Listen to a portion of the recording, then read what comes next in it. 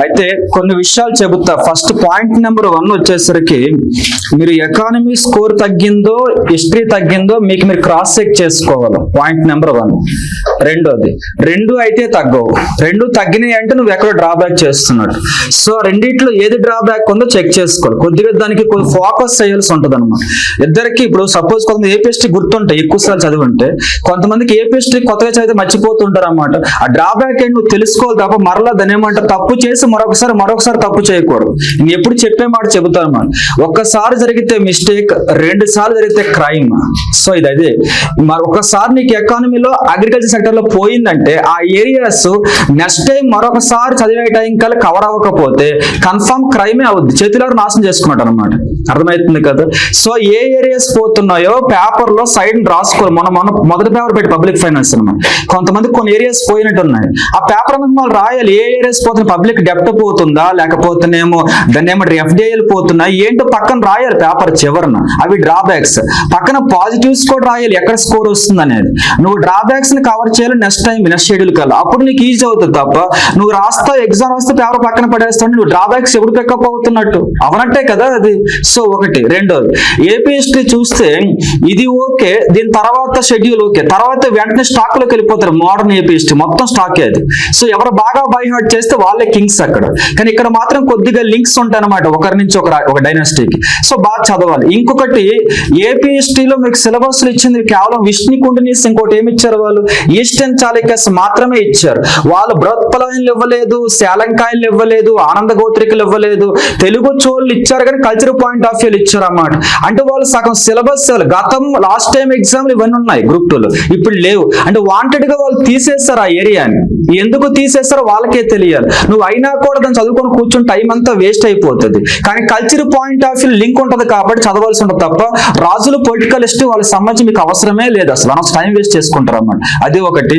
Anyway నేనైతే మాత్రం paper రాసేటప్పుడు ఎకానమీలో నాకు తెలిసి అందరూ చూసే ఉంటారు, బడ్జెట్ క్వశ్చన్స్ ఇచ్చాను, కొన్ని సర్వే క్వశ్చన్స్ కొన్ని ఇచ్చాను. అది కాకుండా ఎకానమీలో స్కీమ్స్ ఇచ్చాను. అందులో రెగ్యులర్ గా చూసే స్కీమ్స్ కొన్ని తగ్గించాను అన్నమాట. అంటే లైక్ ఎంతసేపు రెగ్యులర్ ఏం చూస్తారు ఎకానమీ అంటే అగ్రికల్చర్ సెక్టర్ లో నార్మల్ స్కీమ్స్ చూస్తారు కదా, కొద్దిగా అడ్వాన్స్ గా ఇచ్చాను. ఎందుకంటే అవి మరలా మీరు చదువుతారో చదవడం భయం. అదే పేపర్ లో ఉంటే ఎగ్జామ్ ముందు రివిజన్ చేసిన అయిపోతున్న ఉద్దేశంతో స్కీమ్స్ ఇచ్చాను అనమాట. అది ఒకటి. అది కాకుండా నెక్స్ట్ ఎకానమీలో ఏమి ఇచ్చా కొత్తగా అంటే ఇన్ఫ్రాస్ట్రక్చర్ ఇచ్చాను అనమాట. ఎందుకంటే ప్రెసెంట్ భారత ప్రభుత్వం మొత్తం 5 ట్రిలియన్ ఎకానమీ టార్గెట్ కాబట్టి అది రీచ్ అవ్వాలంటే ఇన్ఫ్రాస్ట్రక్చర్ కావాలి. కాబట్టి వ్యవసాయ రంగంలో మౌలిక సదుపాయాలు పాయింట్ ఆఫ్ వ్యూలో పేపర్ తీసుకెళ్ళనమాట. ఎందుకని ప్రెసెంట్ మొత్తం టార్గెట్ అదే కాబట్టి. అంతేకాని ఇంకా పంట దాని ఏమంటారు, అది ఇంటెన్సిటీ తెలుగులో ఏమంటారు, తీవ్రత డెఫినేషన్ ఈ చిన్నపిల్లల చేష్టలు చేయకూడదు. ఎందుకంటే మనం చూసారా గ్రూప్ 2 గ్రూప్ 1 ప్రిలిమ్స్ పేపర్ లో చూసా కూడా మరలా అవే చదువుతానంటే అది నీ ఇష్టం, ఎవరు కాదనలేరు కదా. ప్రిలిమ్స్ అయితే 1:1 కాబట్టి 19-18 కట్ ఆఫ్ తగ్గింది. మెయిన్స్ 1:1 కాబట్టి ఆ పనులు చేస్తానంటే ఏం కాదు, మిగిలిపోతాం అంతే. అర్థమవుతుంది కదా. కొద్దిగా పేపర్ నేను ఏం చేస్తాను చూస్తుంటారు, పేపర్ అంతా కూడా వ్యవసాయ రంగం మౌలిక సదుపాయాల చుట్టూ రన్ అయింది అంతే, ఇంకేం లేదు. ఇది ఎకానమీ కాస్త. హిస్టరీ అంటారా, హిస్టరీలో మొదటి 40-30 బిట్లు ఈజీగా ఉంటాయి, లాస్ట్ ఒక 20-25 బిట్లు కొద్దిగా డిఫరెంట్ గా అనిపిస్తాయి, సింగిల్ లైన్స్ గానీ కొంచెం బాగుంటాయి అనమాట. ఇప్పుడు నేను వివరించేటప్పుడు ఒక్కొక్కటి ఎక్కడి నుంచి తీసుకున్నా చెబుతాను అనమాట. ఓకేనా, మరలా ఇంకొకసారి ఆ మిస్టేక్లు అయితే చేయకండి. ఫస్ట్ క్వశ్చన్ నెంబర్ 1 చూడండి ఎకానమీలో. ఓకే, వ్యవసాయ ఉత్పత్తుల మార్కెటింగ్ కమిటీ ఏపీఎంసీ గురించి క్రింది వాటిని పరిశీలించండి. ఫుల్ ఫామ్ ఏంటి ఏపీఎంసీ ఇంగ్లీష్ లో? Agriculture producers marketing committee. Okay కదా. అది పక్కన పెట్టే ముందు ఏపీఎంసీ చట్టాన్ని సెంట్రల్ గవర్నమెంట్ ఎప్పుడు తీసుకొచ్చింది? నా మాట మీకు అర్థమైంది అనుకుంటా. ఏపీఎంసీ చట్టాన్ని సెంట్రల్ గవర్నమెంట్ ఎప్పుడు తీసుకొచ్చింది? ఎంతసేపు ఆలోచిస్తారు, మార్క్స్ రాలేదంటారన్నమాట. ఒకసారి స్టేట్ గవర్నమెంట్ 1956 లో తీసుకొచ్చింది, వదిలేయండి. 65 లో అనుకుంటే దాన్ని రెనోవేట్ చేసింది, అమెండ్మెంట్ చేసింది. అది స్టేట్, అది మన స్టేట్ పక్కన పెట్టింది. ఇది ఏది ఏపీ ఎకానమీ కాదు కదా, ఇండియన్ ఎకానమీ. సెంట్రల్ లెవెల్లో మార్కెటింగ్ కమిటీ సంబంధించి చట్టం ఒకటే ఉంది, 2003లో ఉంది, APMC act. So APMC act famous act కదా, 2003లో ఒకటే ఉంది సెంట్రల్ గవర్నమెంట్. మీకు తెలుసు మార్కెటింగ్స్ అనేవి స్టేట్ లిస్టా సెంట్రల్ లిస్టా? స్టేట్ లిస్ట్ రాజ్యాంగం ప్రకారం స్టేట్ లిస్ట్ అవడంతో ముందుగా రాష్ట్రాలే చట్టాలు చేసిన మార్కెట్స్ మీద. సెంట్రల్ గవర్నమెంట్ మాత్రం ఇండియా మొత్తాన్ని ఒకటే మార్కెట్ తీసుకొద్దామని 2003లో ఏపీఎంసీ చట్టం చేసింది. అర్థమవుతుంది కదా. ఇప్పుడు ఏపీఎంసీ చట్టం ప్రకారము నార్మల్ గా గతంలో మనం ఏమైతే స్టేట్ గవర్నమెంట్ చట్టాలు ఉన్నాయో అవి ఏపీఎంసీ చట్టం అని పిలవరన్నమాట. ఏమని పిలుస్తారు? మార్కెటింగ్ కమిటీస్ యాక్ట్స్ అని పిలుస్తారు. సెంట్రల్ గవర్నమెంట్ ఏపీఎంసీ యాక్ట్ 2003 తీసుకొచ్చింది. ఇది స్టోరీ. దీని ప్రకారం ఏముంటది? మార్కెటింగ్ కమిటీలో సభ్యులు ఎవరు, వాళ్ళ డ్యూటీస్ ఏంటి, వాళ్ళకి ఇన్కమ్ ఎలా గ్యాదర్ చేయాలి, అంటే ఫీజులు, జరిమానాలు మార్కెట్లు ఎవరిపైన విధించాలా, అండ్ ముఖ్యంగా మీడియేటర్స్ ఉంటారు కదా, వాళ్ళు బ్రోకర్స్ అంటారు కదా, మధ్యవర్తులు, వాళ్ళకి వచ్చేసరికినేమో లైసెన్స్ ఇచ్చేది కమిటీస్. అంటే వాళ్ళకి లైసెన్స్ ఎలా జారీ చేయాలి, తర్వాత వచ్చేసరికినేమో వాళ్ళకి మనీ, ఫీజులు, పెనాల్టీలు ఎలా వసూలు చేయాలి, పరిపాలన కోసం ఒక గ్రూప్ ఆఫ్ పీపుల్, ఒక కమిటీని ఎలా ఏర్పాటు చేయాలి, ఈ 3 రూల్స్ ఏ ఉంటాయి ఆ చట్టంలో అన్నమాట. ఇది చట్టం. ఓకేనా? ఆ చట్టంకు అనుగుణంగా మన రాష్ట్ర ప్రభుత్వం కూడా 2004లో చిన్న మార్పులు చేసుకుంది రాష్ట్ర ఏపీఎంసీ చట్టంలో. ఎందుకని ముందు వచ్చేసింది రాష్ట్ర చట్టం, కాస్త 2003లో సెంట్రల్ లెవెల్లో వచ్చింది, 2004లో చిన్న మార్పులు చేసింది. అవి ఏంటో ఏపీ ఎకానమీ చెబుతాయి, ఎందుకంటే స్టేట్ ఎకానమీ కాబట్టి. తీసేస్తే ఇక్కడికి వస్తే ఫస్ట్ పాయింట్ చూడండి, మీకు అర్థమవుతుంది. ఏమని ఇచ్చాం మనం? ఏపీఎంసీ అనేది కేంద్ర ప్రభుత్వంచే ఏర్పాటు చేయబడిన చట్టబద్ధ మార్కెటింగ్ కమిటీ అని ఇచ్చారన్నమాట. ఇందాక ఏం చెప్పాం మీతో? రాష్ట్రాలు ఏర్పాటు చేస్తే కేంద్రం ఏర్పాటు చేస్తుంది. ఓకేనా? వాడు అడిగింది రైటా రాంగ్? ఎంతకి రైట్. ఫస్ట్ వన్ రైటా రాంగ్? రాంగ్. ఎందుకని? ఇందాక ఏం చెప్పా? స్టేట్ ముందు వచ్చేసింది ఎప్పుడో 1956లోనే. సెంట్రల్ ఇండియా మొత్తానికి కలిపి 2003లో తీసుకొచ్చింది. అంటే దీన్ని బట్టి మీకు ఏం అర్థమైంది? సెంట్రల్ తీసుకురావచ్చు, స్టేట్ తీసుకురావచ్చు. కానీ అక్కడ ఏమి ఇచ్చాం మన పాయింట్ కింద? కేంద్రం మాత్రం ఇచ్చాం. కాబట్టి తప్పది ఫస్ట్ వన్. రెండోది వచ్చేస్తున్నాం. ఏపీఎంసీ చట్టాలు ఈ ప్రాంతంలో ఉత్పత్తి చేయబడిన నోటిఫైడ్ వ్యవసాయ వస్తువులలో మొదటి విక్రయాన్ని రైతు లేదా ఉత్పత్తిదారుడు ద్వారా. ఒకటి గుర్తుపెట్టుకోండి, రైతన్న ఉత్పత్తిదారుడు అని ఒకరే. ఒకవేళ రైస్ ని ఎవరైతే ఉత్పత్తి చేస్తారో వాళ్ళనే ఉత్పత్తిదారుడు అని పిలుస్తారు. అతనే రైతు కూడా. మీరు చెప్పండి, రైతు కొనుగోలు అమ్మకాలు చేస్తాడా? ఎవరు చేయాలి కొనుగోలు అమ్మకాలు? ఇందాకే చెప్పాక మధ్యవర్తులని. మరి ఆ పాయింట్ తప్పు కదా. రైతు ఎందుకు కొనుగోలు అమ్మకాలు చేస్తాడు? ట్రేడర్స్, మధ్యవర్తులు ఉంటారు కమిటీస్ లో, వాళ్ళు చేస్తారు. అంటే మనకు అర్థమైంది రెండో పాయింట్ లో రైతు ఉత్పత్తిదారుడు కాకుండా ఎవరిచ్చి ఉండాలా? మీడియేటర్స్ ఇచ్చుంటే రైట్ అయి ఉండేది. మొదటిది తప్పు, రెండోది తప్పు. అందుకే ఆన్సర్ ఏమి ఇచ్చాం మనం? 4th ఆప్షన్ ఇచ్చాం. రెండు తప్పు కాబట్టి అయిపోయింది ఆ క్వశ్చన్. అది నెక్స్ట్ క్వశ్చన్ కి వచ్చేస్తున్నా నేను. Question number 2. ఓకే చూడండి. ఎస్, మెగా ఫుడ్ పార్క్ పథకం గురించి క్రింది వ్యాఖ్యలను పరిశీలించండి. చాలా న్యూస్ లో ఉన్న విషయం అది. సర్వే మొత్తం అదే ఉందన్నమాట, ఎకనామిక్ సర్వేలో. అందుకే first of all mega food park అంటే ఏంటో చెబుతున్నా చూడండి. జనరల్ గా మీకు కంపెనీస్ యాక్ట్ ఎప్పుడు వచ్చింది? ఏం మాట్లాడరు మిగిలిన వాళ్ళు. First companies act 1956. అది కాస్త మధ్యలో ఎన్నోసార్లు సవరణకు గురై 2013లో ఒకటి వచ్చింది కంపెనీస్ యాక్ట్, కంపెనీల చట్టం. 2019లో దాన్ని మరలా సవరణ చేశారు కంపెనీస్ యాక్ట్. నెక్స్ట్ లెసన్ అదే మన షెడ్యూల్ ఏంటి, ఇండస్ట్రియల్ సెక్టర్. కానీ మరలా చెబుతున్న ఫస్ట్ 56 కంపెనీస్ యాక్ట్. మధ్యలో చాలా సార్లు అమెండ్మెంట్ జరిగినాయి, కానీ అతిపెద్ద అమెండ్మెంట్ మాత్రం 2013లో జరిగింది అన్నమాట. ఓకే, తర్వాత 2019లో లైట్ గా కొద్ది చిన్న మార్పులు నెక్స్ట్ క్లాస్ లో చెబుతాను. ఇలా అమెండ్మెంట్స్ జరిగిన కంపెనీస్ యాక్ట్. ఈ కంపెనీస్ యాక్ట్ కింద కన్ఫామ్ గా ఒక సంస్థ రిజిస్టర్ అయి ఉంటే ఆ సంస్థకు మాత్రమే అధికారం ఉంటది మెగా ఫుడ్ పార్క్ ఏర్పాటు చేసే అవకాశం. సింపుల్లీ చెప్పాలంటే ప్రియా పికిల్స్ ఉందనుకుందాం, ఆ సంస్థ కానీ కంపెనీస్ యాక్ట్ కింద రిజిస్టర్ అయినట్లయితే మాత్రం ఆ సంస్థ కన్ఫామ్ గా పర్టికులర్ ఏరియా మొత్తంలో ఒక 100 ఎకరాలు 200 ఎకరాలు మొత్తం కూడా గవర్నమెంట్ తీసుకొని వీళ్ళు మెగా ఫుడ్ పార్క్ ఏర్పాటు చేసుకోవచ్చు. అర్థమవుతుంది కదా. అంటే మెగా ఫుడ్ పార్క్ ఏర్పడే అవకాశం ఎవరికి ఉంది? కంపెనీస్ యాక్ట్ కింద రిజిస్టర్ అయ్యే సంస్థలకే ఉంటుంది. అప్పుడు ఫస్ట్ పాయింట్ రైటా రాంగా? రాష్ట్ర ప్రభుత్వ సంస్థలు, ఇదంతా తప్పు. ఇందాకే చెప్పాను, కంపెనీస్ యాక్ట్ ప్రకారం ఎవరికి అవకాశం ఉంది? కంపెనీస్ యాక్ట్ ప్రకారం రిజిస్టర్ అయిన కంపెనీస్ కి మాత్రమే మెగా ఫుడ్ పార్క్ ఏర్పడే అవకాశం ఉంటుంది. అందుకే ఫస్ట్ పాయింట్ రాంగ్. రెండవ చూస్తే మెగా ఫుడ్ పార్క్స్ పెట్టుబడులు ప్రోత్సహించే ఉద్దేశంతో ఆర్థిక మంత్రిత్వ శాఖ mega food park under infrastructure category, చాలా చాలా ఇంపార్టెంట్, జాగ్రత్తగా చూడండి. నేషనల్ ఇన్ఫ్రాస్ట్రక్చర్ పైప్ లైన్ ఉందా లేదా? ఓకేనా? 2020లో తీసుకొచ్చారు NIP, national infrastructure pipe line ప్రకారము మొత్తం 111 లక్షల కోట్లు దానికి కేటాయిస్తున్నారు 5 years లో. ఎన్ఐపి అంటారు, నేషనల్ ఇన్ఫ్రాస్ట్రక్చర్ పైప్ లైన్. దాని ప్రకారము 111 లక్షల కోట్లు కేటాయిస్తారు దానికి. ఓకే, ఖర్చు పెడుతున్నారు. దాంట్లో ఎనర్జీ సెక్టార్, ఇంధనం ఉంది, దాంట్లో టూరిజం ఉంది, దాంట్లో సెజ్జులు ఉన్నాయి, నిమ్జులు అన్నీ ఉంటాయి.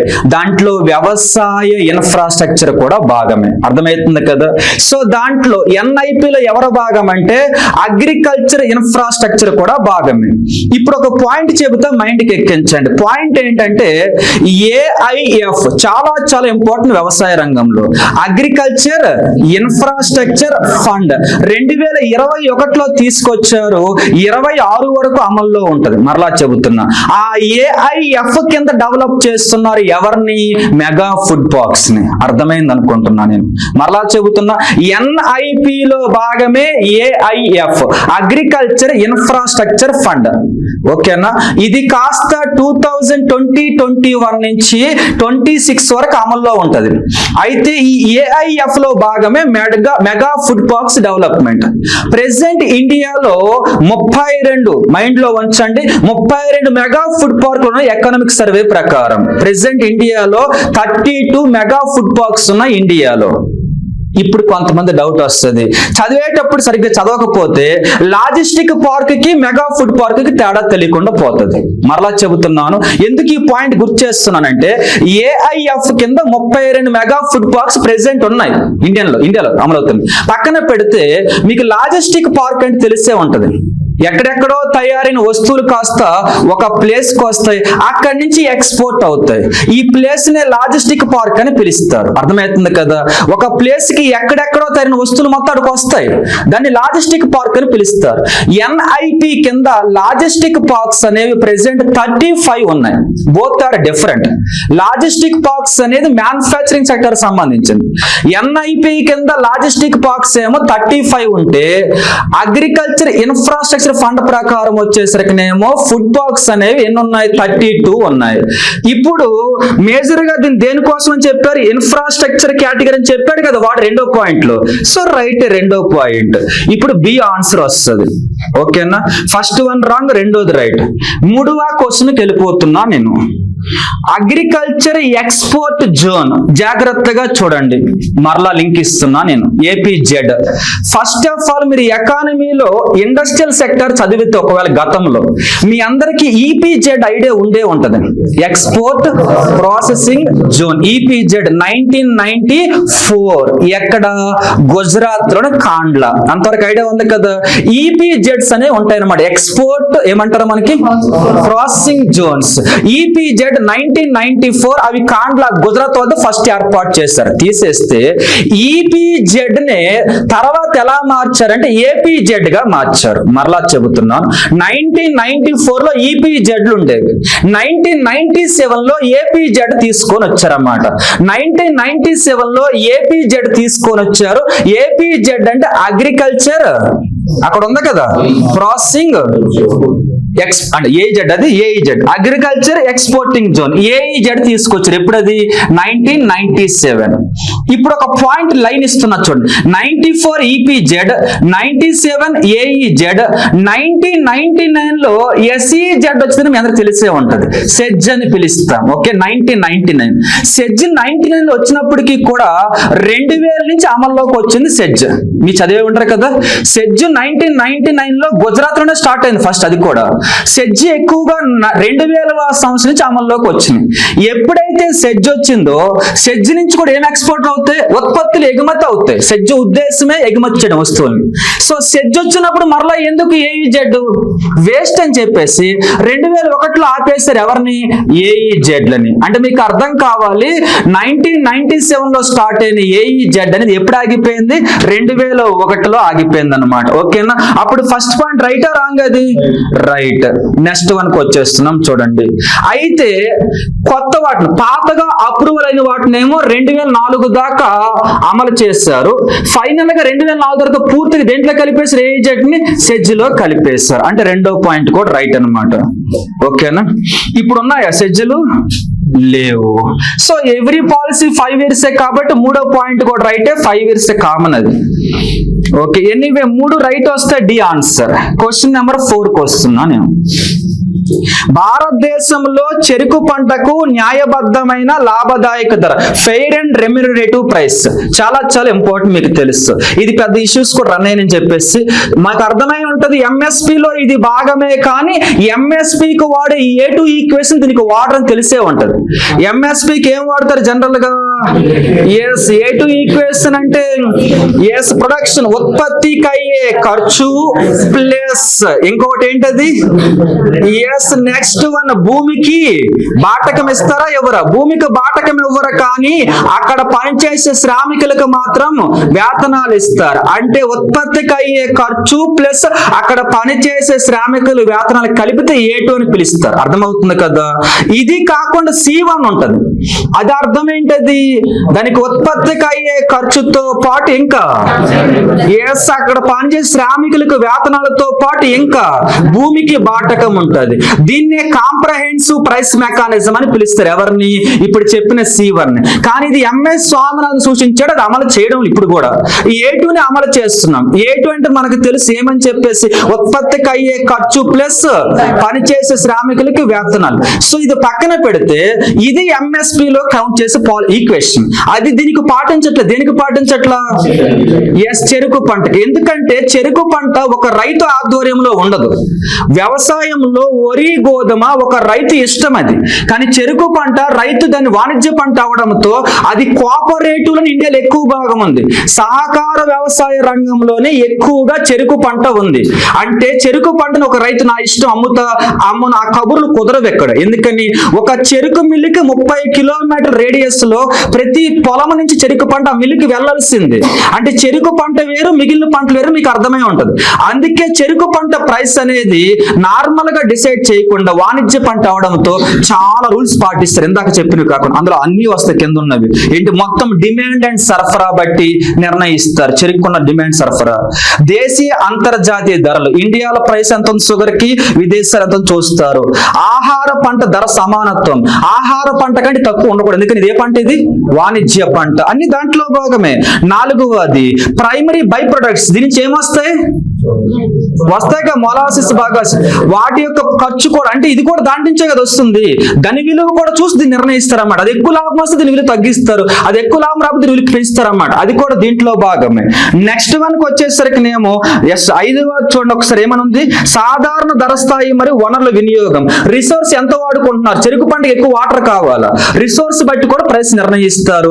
ఎనీవే 5 వస్తే ఆన్సర్ వచ్చేసరికి ఆల్ ఆఫ్ ది అబవ్ అన్నమాట. 5th క్వశ్చన్కి వస్తున్నా.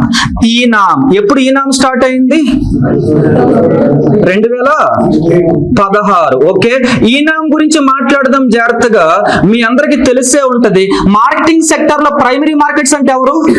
ప్రాథమిక మార్కెట్లు అంటే సంతలు. ఓకే, సంతల తర్వాత స్టేజ్ మండీలు. ఓకేనా? మండీల తర్వాత స్టేజ్ ఏపీఎంసి. అర్థమవుతుంది కదా? ఏపీఎంసి తర్వాత స్టేజ్ ఈనామ్. ఇది ఆర్డర్. వీటికి మరలా చెబుతున్నా, స్టార్టింగ్ స్టేజ్ సంతలు, 2వ స్టేజ్ మండీలు, 3వ స్టేజ్ వచ్చేసరికినేమో ఏపీఎంసి మార్కెట్లు. ఏపీఎంసీలు కొన్నిటిని మాత్రమే ఈనామ్ గా గుర్తిస్తారు. అది 4వ స్టేజ్. ఇలా 4 ఉంటాయి వాటి స్టేజెస్ లో భాగంగా. ఇప్పుడు ఈనామ్ గురించి చూస్తే ఈనామ్ అవార్డు ముందు అది ఏమై ఉండాలి? కన్ఫామ్ గా ఏపీఎంసి మార్కెట్ అయి ఉండాలి. జాగ్రత్తగా చూస్తే ఈనామ్ మీ అందరికీ తెలిసే ఉంటది. ఏమని? 1 నేషన్ 1 మార్కెట్ పాలసీ ప్రకారం వచ్చింది. ఉంది. ఈ నామ్గా ఒక ఏపీఎంసీని గుర్తిస్తే సెంట్రల్ గవర్నమెంట్ ఎంత ఇస్తుంది ఆ ఏపీఎంసీకి? మాట్లాడరు, మిగిలిన వాళ్ళు చదవలేదా? ఒక ఏపీఎంసీని ఈ నామ్గా గుర్తించిన వెంటనే, ఈ నామ్ అంటే ఎలక్ట్రానిక్ మార్కెట్ అవడంతో దానికి కావాల్సిన computers, weighing machines, CC cameras, సెన్సార్లు అన్ని డబ్బులు కావాలి కదా ఏపీఎంసీకి. వాటి కోసం 75 లక్షల రూపాయలు కేటాయిస్తుంది అనమాట. ఒక్కసారి ఒక ఏపీఎంసీని కాస్త ఈ నామ్గా ప్రకటిస్తే సెంట్రల్ గవర్నమెంట్ వెంటనే ఎంత విడుదల చేస్తుంది? 75 లక్షలు విడుదల చేస్తుంది. అయితే ఇప్పుడు మీరు చూడవలసింది, ఇప్పుడు ఏపీఎంసీలు ఈ నామ్గా గుర్తిస్తున్నారు కదా, గుర్తించాక 75 లక్షలు ఇస్తున్నారు కదా, మరి గుర్తించడానికి డబ్బులు ఇవ్వడానికి ఒక సంస్థ ఉంది.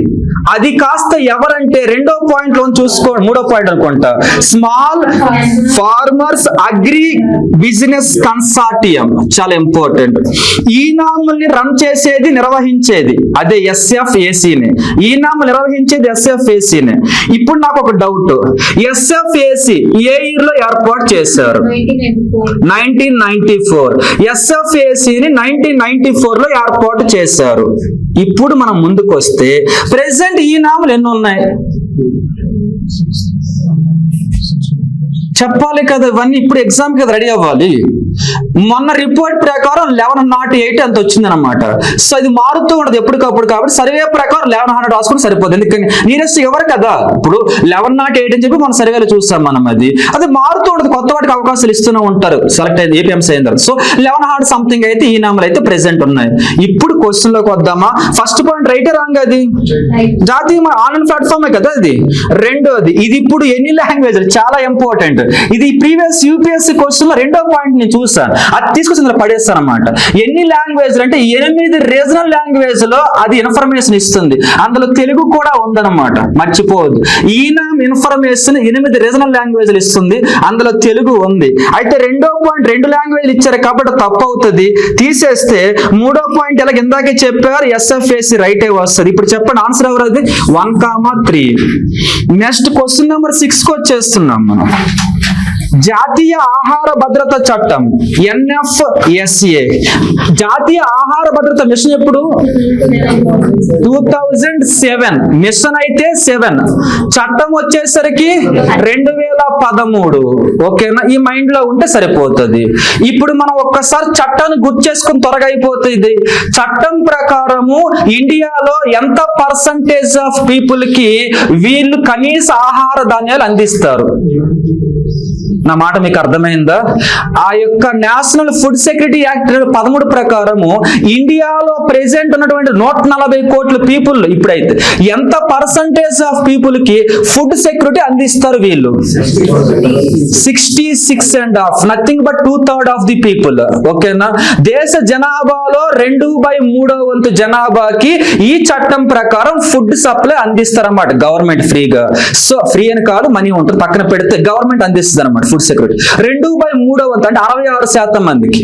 ఇప్పుడు మీరు చూస్తే మీకు తెలుసు ఇండియాలో రూరల్ ఉంటారు పీపుల్, అర్బన్ ఉంటారని. సో ఇందులో ఎక్కువ ఎవరికి ఇవ్వాలి? రూరల్కి ఇవ్వాలి, అర్బన్కి ఇవ్వాలి? సో రూరల్ కి 75%, అర్బన్ కి 50%, యావరేజ్ చేస్తే 66 సంథింగ్ వాళ్ళు ఇచ్చారు, మనకు అనవసరం. సో పక్కన పెడితే రూరల్ కి వచ్చేసరికి ఏమో 75%, అంటే గ్రామీణ జనాభాలో 75% జనాభాకి ఆహార ధాన్యాలు అందిస్తారు. పట్టణ జనాభాలో 50% మందికి అందిస్తారు. ఓవరాల్ సెక్యూరిటీ తెలిసి ఎంత? 66 సంథింగ్. తీసేస్తే ఇప్పుడు ఒక పాయింట్ గుర్తు పెట్టుకోవాలా, నథింగ్ బట్ మీకు తెలిసి రేషన్ బియ్యం అని చెప్పేసి, అవునా కాదా? ఈచ్ పర్సన్ ఇప్పుడు ఎంత ఇస్తున్నారు? చట్టంలో 5 kgs ఉంది, ఇప్పుడు కూడా 5 kgs ఇస్తున్నారు. ఇప్పుడు ఆ క్వశ్చన్ లోకి వద్దాం మనం.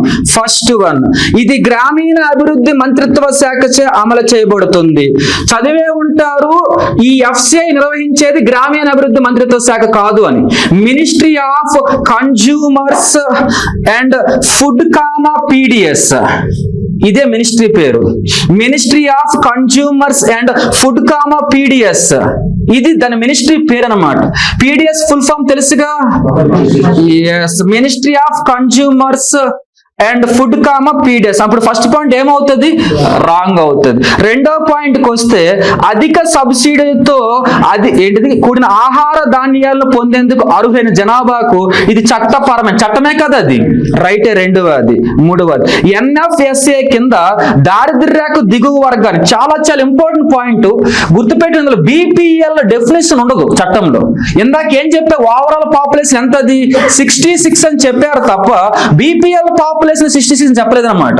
అంటే ఇండియన్ పాపులేషన్ లో 2/3 చెప్పారు తప్ప BPL అని ఎక్కడ మెన్షన్ చేయలేదు. కాబట్టి ఆ పాయింట్ రాంగ్ వస్తుంది. ఓకే, మర్చిపోవద్దు. సారీ, వాడే గుర్తించలేదని చెప్పాడా? అయితే రైట్ వస్తుంది. వాడు లేదని చెప్పాడు కదా, గుర్తించలేదు. సో రైట్, అక్కడ యాక్ట్ లేదు అది. సో ఏమేమి రైట్ వస్తుంది ఇక్కడ? 2, 3. నెక్స్ట్ క్వశ్చన్కి వస్తున్నాం. Question number 7. అగ్రి ఉడాన్ చాలా చాలా ఇంపార్టెంట్, జాగ్రత్తగా ఉండండి. Simple word. ఇక్కడ నుంచి అగ్రి ఉడాన్ అంటే ఏం గుర్తు రావాలంటే సింపుల్ గా చూడండి. FPO అంటే ఫార్మర్స్ ప్రొడ్యూసర్స్ ఆర్గనైజేషన్. FPOనా కాదా? అంటే రైతులే ఒక గ్రూప్ గా ఏర్పడిపోయి వారి ఉత్పత్తులు డైరెక్ట్ గా ఒక కంపెనీకి అమ్ముకుంటారు అన్నమాట. టమాటాస్ పండించే రైతులు మొత్తం ఒక జిల్లాలో గ్రూప్ గా ఏర్పడతారు. వాళ్ళు మామూలుగా అమ్మరిక ఆ గ్రూప్ ని FPO అని పిలుస్తారు. FPOలు కాస్త వ్యవసాయంలో ఎక్కడుంటారు? ఆహార ధాన్యాల్లో FPOలు ఏర్పాటు చేసుకోవచ్చు, తోట పంటల్లో FPOలు ఏర్పాటు చేసుకోవచ్చు. లేటెస్ట్ గా 2019 నుంచి మత్స్యకారులు కూడా FPOలుగా ఏర్పడవచ్చు అనమాట.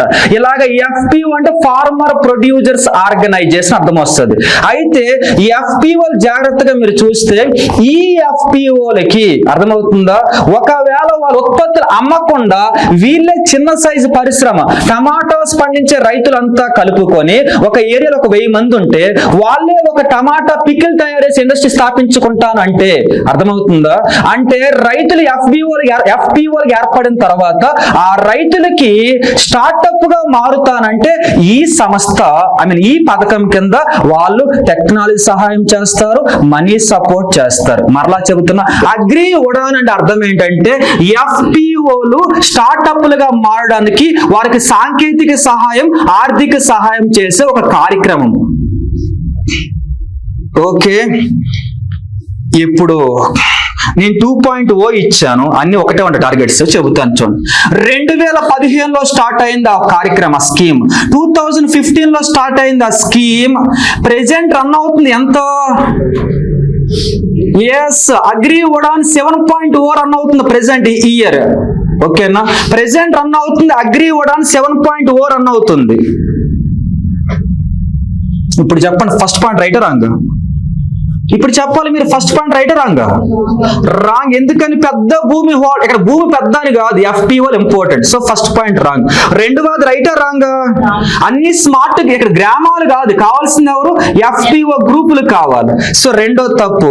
మూడవది స్టార్టప్లకి ఏమేస్తుంది? సూచనలు. ఇందాక చెప్పే కదా, రైటే మూడో point. So answer C. Next one, 8th question. Seed village concept చాలా చాలా ఇంపార్టెంట్ అండి. సీడ్ విలేజ్ కాన్సెప్ట్ అనేది 2014-15లో స్టార్ట్ అయిన ఒక కార్యక్రమం. ఓకేనా, సీడ్ విలేజ్ కాన్సెప్ట్ 14-15లో స్టార్ట్ అయిన ఒక కార్యక్రమం. దీని టార్గెట్ ఏంటంటే ముఖ్యంగా రైతులు కాస్త ఎవరి నుంచి విత్తనాలు కొనకూడదు, కంపెనీస్ నుంచి విత్తనాలు కొనకుండా రైతులు వారికి కావాల్సిన వారే తయారు చేసుకోవడానికి సహాయం చేసి ఒక కార్యక్రమం అన్నమాట. సో ఇప్పుడు ఆన్సర్ చెప్పడం ఏమొస్తుందో? B వస్తుంది. నెక్స్ట్ వన్, థీమ్ అర్థమైంది కదా, రైతులు కంపెనీస్ నుంచి విత్తనాలు కొనకూడదు అంతే. Next one, 9th question. భారతదేశంలో యూరియా సబ్సిడీ. ఈ యూరియాలో మీకు తెలుసు నానో యూరియా కూడా వచ్చేసింది. నానో యూరియా ప్రోగ్రామ్ ఎప్పుడు స్టార్ట్ అయింది? నానో యూరియా ప్రోగ్రామ్ ఎప్పుడు స్టార్ట్ అయింది? నాకు తెలీదు, ఊరిని అడుగుతున్నా, నాదేం ఉండవు కూడా అవన్నీ. 2015. సరిగ్గా నేర్చుకోండి, బాగా చదవండి, వాటిని వదిలిపెట్టకండి. ఓకేనా, నానో యూరియా పక్కన పెడితే ఇప్పుడు యూరియా, నానో యూరియా అది మైండ్ లో ఉంచాను, తర్వాత గుర్తు చేస్తాను నానో యూరియాని. ఇప్పుడు పక్కన పెడితే యూరియాలోకి వస్తే యూరియా మీకు తెలుసు ఒరిజినల్ కాస్ట్ ఏమో సుమారుగా 1000 రూపాయలు ఉంటే మీకు అది 250 రూపాయలు ఎంత లభిస్తుంది బస్తా అనేది. అంటే దాని మీద సుమారుగా 80% సబ్సిడీ రన్ అవుతుంది. స్టేట్స్ అసలు ఇన్వాల్వ్ అవ్వవు. ఒక మాట గుర్తుపెట్టుకోండి, ఇండియాలో తయారయ్యే యూరియా అయినా విదేశాలు నుంచి దిగుమతి అయ్యే యూరియా అయినా రెండింటికి కూడా సెంట్రల్ గవర్నమెంటే సబ్సిడీ ఇస్తే తప్ప స్టేట్స్ దాంట్లో ఇన్వాల్వ్ అవ్వవు. సో ఫస్ట్ పాయింట్ రైటే రాంగ్?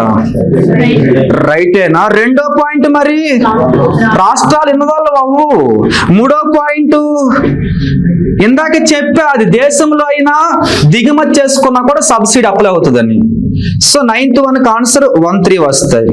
మూడవది ఏంటది? వ్యవసాయ మార్కెటింగ్ రంగంలో రాష్ట్ర జోక్యం. మీకు ఇందాకే చెప్పాను, రాష్ట్ర జోక్యం ఏంటి అసలు? మార్కెటింగ్ అనేవి ఏ జాబితా? స్టేట్. అసలు రాష్ట్రాలు మెయిన్, ఇక్కడ సెంట్రల్ మధ్యలో వచ్చింది, ఎప్పుడు 2003లో వచ్చింది. మరి అప్పుడు చెప్పండి, రాష్ట్రాలు ఏమేం చేస్తాయి? భూమి వాళ్ళే చూపిస్తారు మార్కెట్ ఏర్పాటు చేయడానికి, కమిటీకి లైసెన్స్ ఇచ్చేది వాళ్ళే. అసలు ఏం చెప్పాలంటే రేపు గ్రూప్ 2 వస్తే నీకు నాన్ ఎగ్జిక్యూటివ్ జాబ్ వస్తే అందులో ఒక జాబ్ ఉంటుంది లిస్ట్ లో, మార్కెటింగ్ దాంట్లో జూనియర్ అసిస్టెంట్ కింద. అది అంటే గవర్నమెంట్ డైరెక్ట్ గా స్టేట్ గవర్నమెంట్ ఏం చేస్తుంది? మార్కెటింగ్ కమిటీస్ ఇన్వాల్వ్ అవుతుంది, భూమి ఇస్తుంది, వేర్ హౌసెస్, గిడ్డంగుల నిర్మాణం డబ్బులు ఇస్తుంది, అన్ని స్టేట్ గవర్నమెంట్ చేస్తుంది అనమాట. ఇప్పుడు చెప్పండి ఫస్ట్ వన్ అంటే ఏమేం చేస్తుందో? భౌతిక మౌలిక సదుపాయాలు ఏంటో తెలుసా? భూమి లాంటివి, అలాగే బిల్డింగ్స్ కట్టడం లాంటివి. రెండోది ఏమి ఇచ్చాం మనం? రైతుల ఉత్పత్తులకు సరసమైన ధరలు గుర్తించేందుకు ఏమిటది? సహకార మార్కెటింగ్, కోఆపరేటివ్ మార్కెటింగ్. సెంట్రల్ లిస్టా, స్టేట్ లిస్టా, కాన్కరెంట్ లిస్టా? నాకు తెలియదు, మీరే చెప్పాలి. 99th అమెండ్మెంట్ అది, 97th అమెండ్మెంట్ మరి ఉంటుంది కదా, చదవంటారు కదా పాలిటీలో. అది సెంట్రల్ లిస్టా, స్టేట్ లిస్టా, కాన్కరెంట్ లిస్టా?